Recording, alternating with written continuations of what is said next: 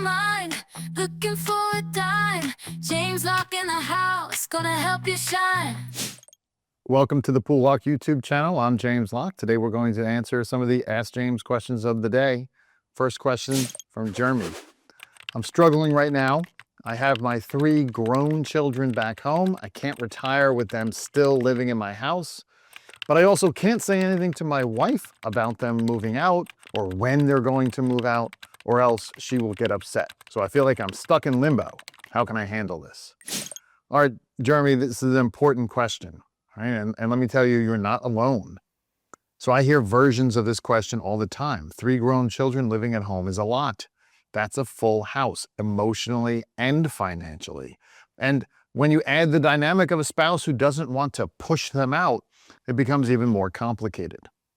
So I want to speak to you directly here, because this is one of those, it's a situation where the financial side and the emotional side collide. And when that happens, people often freeze. They feel stuck, they feel powerless, they feel like they're walking on eggshells. And that's exactly what you described, limbo. So the first thing I want you to understand is that your feelings are valid. You're not being selfish. You're not being unreasonable. You're thinking about your retirement, your future, and that matters. You've worked your entire life to get to this point. You've saved, you've planned, and you've earned the right to retire comfortably. And if your current situation is preventing that, then it deserves attention. Here's the challenge. You can't force your wife to see it your way. And you can't force your children to move out. But what you can do is shift the conversation. Instead of making it about the kids, make it about your retirement. Make it about your shared future. Make it about the life you and your wife want to live together. So one of the most effective ways to do this is to sit down with her and go through a retirement goal setting exercise. I've walked countless couples through this process, and it's amazing how much clarity it brings.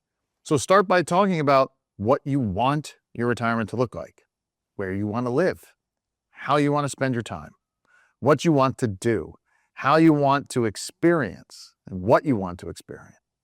And then talk about what it will cost, not in a scary way, in a realistic way.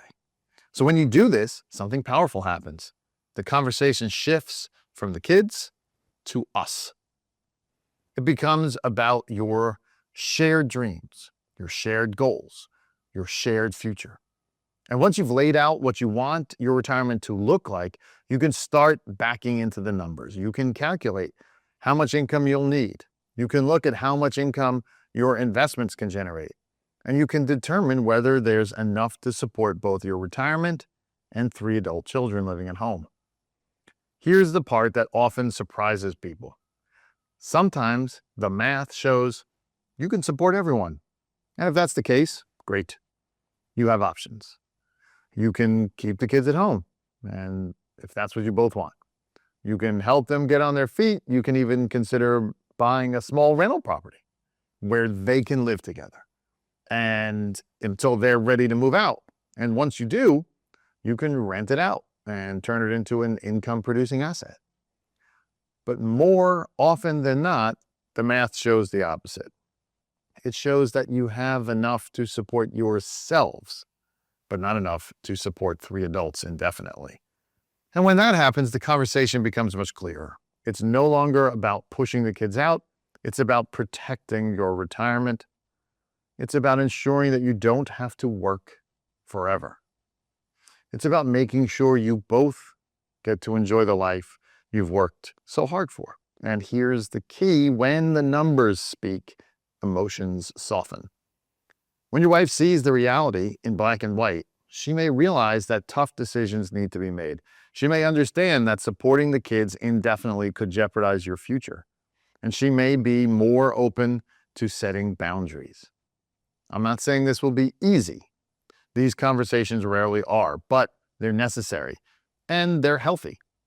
And they're part of building a retirement that works for both of you.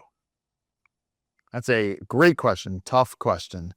And I have had to discuss it in many ways over the years. If you want to send in your question, even if it's tough, you can do so by emailing them to poollock@poollock.com. Let's move to our second question, and this is from Eden. And she wants to know, I'm from a culture where traditionally children are expected to care for their parents in their old age.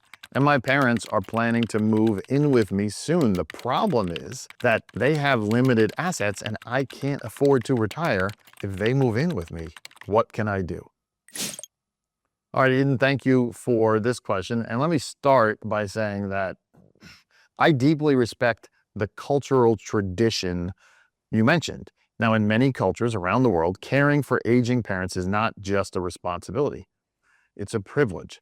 It's a way of honoring the people who raised you. It's a way of giving back. And it's a beautiful thing. But it's also a heavy responsibility.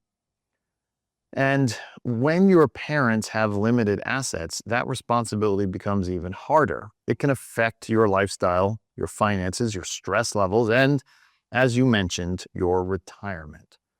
So let's talk about this realistically and compassionately. The first thing I want you to know is that caring for your parents does not automatically mean you have to shoulder every financial burden. Even if they move in with you, they may still be able to contribute something. Maybe they have Social Security income. Maybe they have a small pension. Maybe they have savings. Maybe they can cover groceries or utilities or part of the household expenses. The key is to have an honest conversation with them, not about what they can't do, but about what they can do. Many parents want to contribute. They don't want to feel like a burden. They want to help however they can. And even a small contribution can make a big difference. Now, if your parents truly have no assets and no income, then the situation becomes more complex. In that case, you may need to explore state assistance programs, including Medicaid. Now, Medicaid is designed to help people who have limited resources and need long-term care. And while the facilities vary in quality, there are ways to find the best possible option within the system. Now, here's the part that's most important. You cannot sacrifice your retirement entirely. You cannot put yourself in a position where you work forever, where you drain your savings, where you jeopardize your future. Because if you do, you may eventually become dependent on your own children. And the cycle continues. So the goal is balance. Support your parents emotionally, support them physically, support them with care, but don't take on 100% of the financial burden if you can't afford it. There are resources available, there are programs available, and there are ways to structure the situation so that everyone is cared for, including you. Two very important questions about taking care of children or parents. Great questions today. As always, if you'd like to send in your questions, you can do so by emailing them to poollock@poollock.com. And if you like what you heard, go ahead and like and subscribe to our channel. I'm James Locke, your retirement income source. I'll see you next time. Money on my mind, looking for a dime. James Locke in the house, gonna help you shine. Retirement is near, don't you live in fear. Listen up, my friend, let me make it clear.